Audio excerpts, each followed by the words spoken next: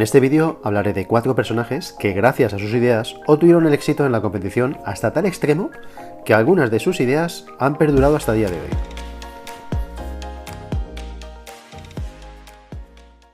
hoy. Kenneth Lee Guinness.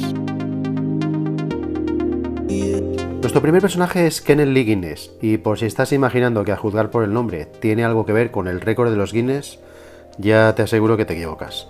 Sin embargo, sus iniciales, KLG, nos pueden dar una pista de su genialidad. Antes de desvelar este misterio, diré que Kenneth era un piloto de coches irlandés, que llegaría a cosechar grandes éxitos con la escudería Sunbeam, entre los años 1910 y 1920, e incluso llegó a obtener varios récords de velocidad, entre ellos el récord de máxima velocidad en tierra en el año 1922. Sin embargo, los comienzos de Kenneth no fueron fáciles debido a una alta exigencia en lo que venía siendo su conducción, en contraste con la baja fiabilidad de los vehículos en los que competía en aquella época, terminando en muchas carreras descalificado por errores mecánicos o en abandono, como sucedió en su primera gran carrera en el Tourist Trophy de 1907, en la isla de Man, donde tuvo que retirarse por tener una avería en uno de los ejes de su Darracq. Otra desafortunada carrera fue en el Gran Premio de Francia de 1913, donde también terminaría retirado, así como en otras competiciones, siendo una de las averías que más padecía las producidas por fallos de encendido, sobre todo cuando utilizaba motores aeronáuticos con sistemas de ignición duales en los que llegaban a utilizarse hasta 48 bujías. A partir de ese instante, Kenneth se esforzó en solucionar el problema que venía padeciendo, y a base de perseverancia e investigación, consiguió desarrollar una innovadora bujía que empleaba como aislamiento hojas de mica comprimidas alrededor de un filamento central que hacía de electrodo, logrando un mayor rendimiento con la mica sobre el resto de bujías que utilizaban la porcelana como aislamiento.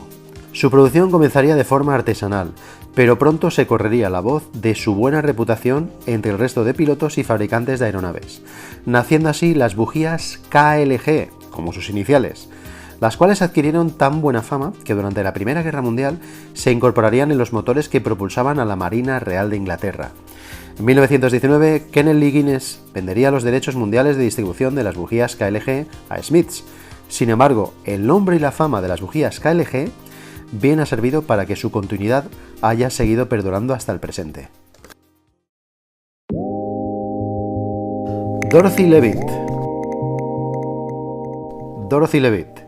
Así se llamaba la primera mujer que consiguió ganar una carrera de coches en el año 1903. Dorothy era una gran piloto, pero la particularidad que la haría popular sería el hecho de llevar siempre consigo, como complemento habitual en sus carreras, un espejo de bolsillo de esos que normalmente eran utilizados para el aseo y el maquillaje personal. En el libro que más tarde escribió titulado La mujer y el coche, manual fácil para motoristas eduardianas, hizo referencia a dicho espejo que siempre llevaba encima, aconsejando que las mujeres deberían colocar un pequeño espejo de mano en un sitio adecuado del coche y elevarlo de vez en cuando para poder mirar atrás. Sin saberlo, aquella recomendación que utilizaban las carreras para saber dónde se encontraban los adversarios que seguían su zaga no era otra cosa que el primer espejo retrovisor, el cual revolucionaría y condicionaría la conducción hasta nuestros días. Aunque durante unos años esta idea pasó inadvertida, el acontecimiento que realmente inmortalizaría el retrovisor, y al cual hace referencia este vídeo, sucedería 7 años después, en 1910. En aquel momento, Howard C. Markman, constructor de coches, y Ray Harron, piloto de carreras, se asociaron para crear un vehículo con el que competir en las 500 millas de Indianápolis. El vehículo en cuestión se conocería como el Marmon Wasp, un concepto basado en la aerodinámica de la época, de color amarillo, apodado el Yellow Jacket. Por aquel entonces, las 500 millas de Indianápolis eran carreras como muchas otras, en las que el mecánico acompañaba al piloto para asistir al vehículo durante la carrera, así como avisar del posicionamiento de los rivales.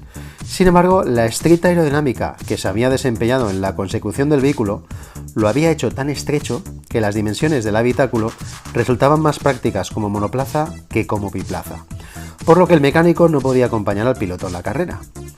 Para suplir esta carencia, siguieron el consejo que años atrás Dorothy Leavitt había hecho tan popular entre los pilotos, que no era más que colocar un espejo sobre un soporte en mitad del cockpit para poder ver a los contrincantes.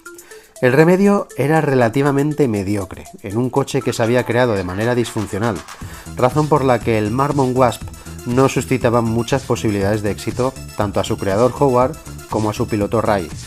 Sin embargo, lo que parecía una desventaja se convirtió en una virtud, pues la idea de sacrificar la asistencia del mecánico hacía que el coche fuese más ligero, haciéndolo más rápido y dinámico, lo que le valió la victoria al Marmon Wasp en aquella edición de las 500 millas de Indianápolis.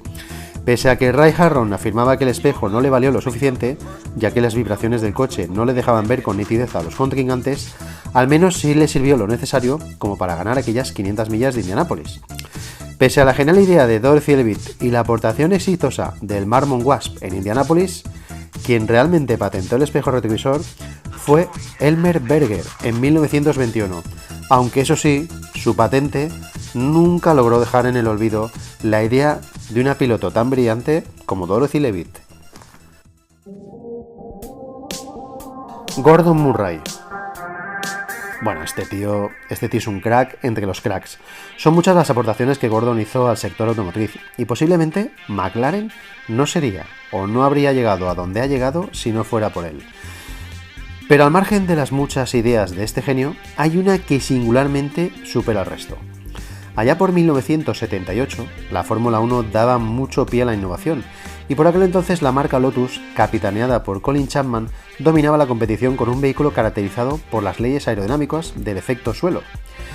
Pese a que arrastraba fallos de fiabilidad, en 1979 presentaron el nuevo Lotus 79, el cual resolvía todos sus puntos débiles de fiabilidad, convirtiéndolo en una bestia del crono. Gordon, que competía como diseñador en el equipo Brabham, pronto se dio cuenta que las virtudes del Lotus no se encontraban solo en su alerón trasero. También vio que debajo de ese coche había una gran proeza aerodinámica. El Lotus 79 utilizaba un sistema de efecto suelo que pegaba el coche al asfalto. La idea era buena, pero el Brabham BT46A, que era el que utilizaba el equipo Brabham, utilizaba un 12 cilindros de Alfa Romeo, demasiado ancho como para poder imitar la silueta del Lotus. Entonces Murray se acordó de algo que ya había visto tiempo atrás en la Canadian American Challenger Cup, que era el Chaparral 2J, conocido como el ladrillo volador, un vehículo de aspecto cuadrado y horrible que llevaba dos enormes ventiladores en la parte trasera, los cuales aspiraban el aire pegando el vehículo al suelo. La Fórmula 1 tenía normas muy claras que impedían la aerodinámica móvil en los monoplazas, pero Gordon tuvo la genial idea de convencer a los comisarios de la FISA, asegurando que el ventilador que había incorporado en la parte trasera del vehículo era para solucionar los problemas de refrigeración del Brabham BT46A, alegando que más del 50% del aire iba destinado a refrigerar el motor. Tras los últimos triunfos del Lotus 79 en Zolder y Mónaco, a Gordon le entraron las prisas, y en la siguiente carrera, que sería el Gran Premio de Suecia, puso en la pista al Brabham BT46B, que era el mismo vehículo, lo que había incorporado era un enorme ventilador en la parte trasera. De repente el Brabham se convirtió en un devorador de curvas, superando al resto de coches, lo que tras terminar la carrera elevó las protestas del resto de equipos. Al final un jovencísimo Niki Lauda ganó la carrera a bordo de ese Brabham BT46B con ventilador. Tras terminar la carrera dijo que aquella había sido la victoria más fácil de su vida, alegando que el Brabham parecía que fuera sobre raíles. Tras las protestas del resto de equipos, se retiró del Brabham el ventilador trasero para el resto de la temporada. Sin embargo, la idea había calado hondo en la cabeza de Gordon, y años después, en 1992, Gordon pudo realizar uno de sus mayores sueños a través de la firma McLaren. Creó su primer superdeportivo de calle, el McLaren F1, el cual no necesitaba alerón trasero. ¿Y cómo puede ser eso?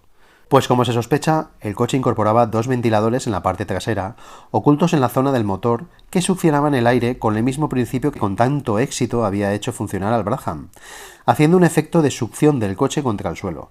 Y por suerte, aquí no existía ningún reglamento que se lo prohibiese, lo que hizo que además de su velocidad y elegante aspecto, el McLaren F1 contase con uno de los mejores comportamientos dinámicos del momento.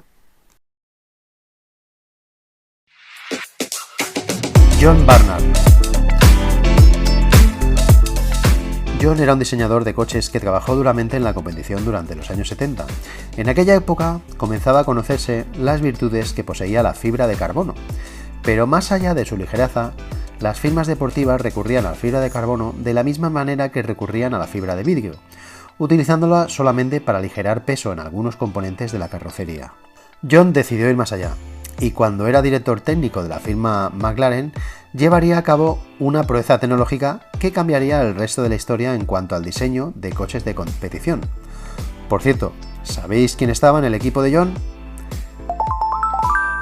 Efectivamente, Gordon Murray. Si es que al final Dios los cría y ellos acaban juntándose. John fabricaría el primer chasis de fibra de carbono para el McLaren MP4-1, convirtiendo aquel vehículo en una verdadera pluma, mucho más ágil y ligero que la competencia. Pero la gran duda de su equipo era si realmente tendría la rigidez suficiente. A pesar de este avance y la teoría de su superior rigidez estructural frente al acero o el aluminio, el Gran Premio de Italia de 1981 pondría a prueba el MP4-1, con su chasis de monocasco de fibra de carbono unida con resinas. John Watson, quien conducía el MP4-1, sufrió un accidente masivo al salir en la segunda curva del ESMO. Muchos temían lo peor para el irlandés, ya que accidentes como ese en la Fórmula 1 a menudo provocaban la muerte del piloto. Sin embargo, la fuerza del monocasco de fibra de carbono, del que muchos en la Fórmula 1 se habían mostrado escépticos, hizo que Watson sobreviviera saliendo ileso de aquel accidente por sorpresa y deleite de muchos. Entre ellos, hasta el propio Watson, que lo conducía, y también, como es lógico, el propio John Barnard. En cuestión de meses, el diseño de John había sido copiado por muchos de los rivales de McLaren, y en la actualidad, la fibra de carbono se ha convertido en un material imprescindible cuando se decide fabricar un chasis para la competición o incluso para la fabricación de coches de alta gama homologados para la calle.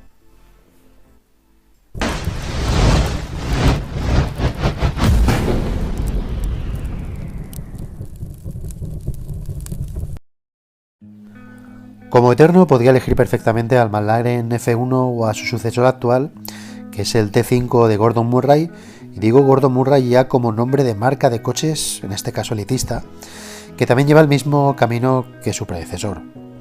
Pero si hablamos de las 500 millas de Indianápolis y su historia, siempre se recuerda su primera edición, con la victoria del Marmon Wasp a cargo de su piloto Ray Harron, un vehículo que se hizo famoso por incorporar el retrovisor como nueva proeza tecnológica. Pero quedarse solo en la innovación del retrovisor no sería justo. El Marmon Wasp tuvo un calado tecnológico mucho mayor. La marca de coches Marmon, a cargo de semejante proyecto, apostó fuerte, y una de sus grandes innovaciones fue su carrocería, siendo más estrecha que la del resto de vehículos, reduciéndose así el peso, recurriendo para ello a un cambio en la disposición entre el motor y la dirección, siendo longitudinales una tras la otra, creándose así el primer monoplaza de la historia. Esta configuración suprimía por completo la necesidad de llevar un mecánico, lo que reducía aún más el peso. Además, las suspensiones eran una extraña configuración de ballestas enfrentadas para hacer que esta suspensión tuviese más recorrido y así reducir el desgaste de los neumáticos, lo que sumado a la ausencia del mecánico contribuía mejor a dicho fin. Al tener una disposición tan estrecha, se pudo mejorar la aerodinámica de la parte trasera, acabada en forma de aguijón de avispa, de ahí el nombre de este coche, Wasp. Su motor era un 6 cilindros de 9,8 litros que apenas llegaba a los 70 caballos, aunque cabe recordar que estamos en 1911. Y más que velocidades punta, lo que se valoraba por encima de todo era la fiabilidad y el rendimiento, de modo que durante el transcurso de la prueba, el equipo de Marmon puso en marcha una estrategia metódica que resultó ser verdaderamente efectiva. En aquellos tiempos los neumáticos eran tremendamente rudimentarios, y lo digo que eran tan rudimentarios que incluso se debían inflar a pulmón, y una parada en boxes para cambiarlos significaba una gran pérdida de tiempo. El equipo de Marmon había descubierto que podía reducir a la mitad el desgaste de las ruedas si no sobrepasaba las 75 millas hora, es decir, unos 120 km por hora, en lugar de circular a unas 80 millas hora, que solía ser el máximo de velocidad aproximadamente de aquellos vehículos. A ese desgaste contribuía el propio pavimento de la pista, por lo que dicha estrategia funcionó, pues el Marmon Wasp terminó en primer lugar con tan solo 4 paradas y 4 neumáticos nuevos. Su inmediato perseguidor utilizó un total de 14 ruedas nuevas. Hoy en día el Marmon Wasp es uno de los 6 vehículos que se han ganado la distinción de ser considerados para el Registro Nacional de Vehículos Históricos de los Estados Unidos.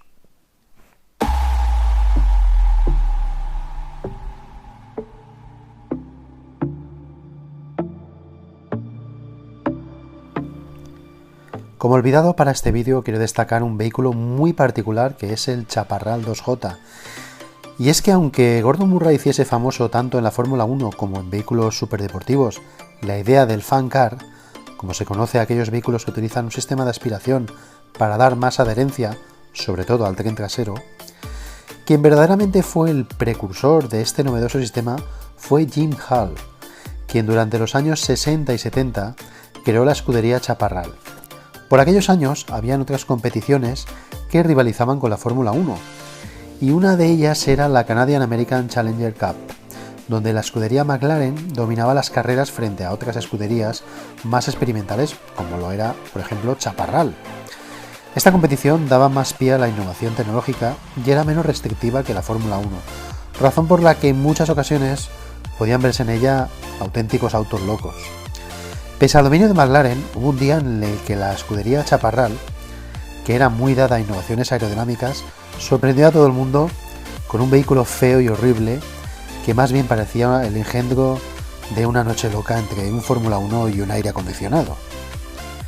Y es que el coche tenía la parte trasera totalmente cerrada como en forma de cubo, con unas faldillas que cerraban casi herméticamente el coche al suelo, y para colofón de semejante bicho sobre ruedas, llevaba dos enormes ventiladores en la parte trasera, que más bien parecían sacados de un extractor de humos industrial.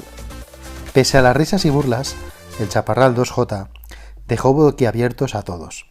El sistema de aspiración de los ventiladores, sumado a su hermética silueta, hizo que su adherencia al asfalto fuese más fuerte que la ejercida por un alerón, sobre todo en curvas cerradas y en tramos cortos del circuito en los que el componente aerodinámico influye menos. Tras terminar aquella carrera en la que se estrenaba el Chaparral 2J, acabó sacando una ventaja de 2 segundos al segundo clasificado. Pese al éxito del Chaparral, su trayectoria en los circuitos fue breve, puesto que el resto de los participantes se quejaron de tan innovador vehículo, alegando que el sistema de extracción del Chaparral 2J levantaba gravilla y polvo, entorpeciendo la carrera al resto de vehículos y comprometiendo la seguridad de los mismos. Sin embargo, aquella nueva tecnología aerodinámica de Jim Hall no pasaría inadvertida a Gordon Murray.